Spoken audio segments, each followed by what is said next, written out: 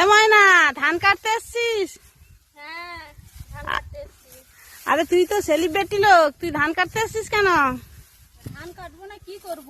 ঘরের কাজ করতে হবে না? ভিডিও করি বলে কি শুধু ভিডিও করতে হবে? ভিডিও করলে কি আমার খাওয়া দাওয়া খাওয়া হবে? না, এটাও ঠিক কথা বলেছিস। ভিডিও একটা কাজ, ধান কাটাও একটা কাজ। ঘরের কাজ করবো না, শুধু ভিডিও নিয়ে ব্যস্ত থাকবো?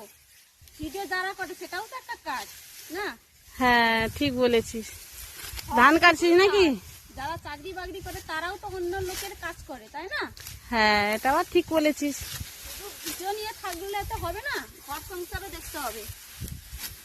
আচ্ছা, তুই কি খেয়েছিস কি, না শুধু ধান কাটতেই আছিস?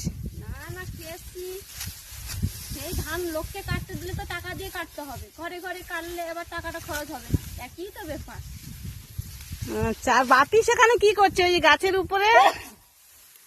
ও বাপি, তুমি কি করছো ওখানে? ওই দেখো আমাদের বাপি, দেখো সেখানে গাছে বসে আছে, পেয়ারা পারছে। আর ময়না তার দাদা করে ধান কাটছে, আর এপাশে তার মা ইয়ে ধান কাটছে।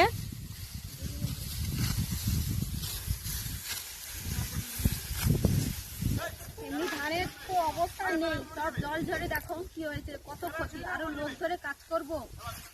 না না, ঠিক আছে, ধান কাটো। আমরাও ধান কাটছি সবাই মিলে। এখন তো ধানগুলো কেটে গুছিয়ে নিয়ে যেতে হবে।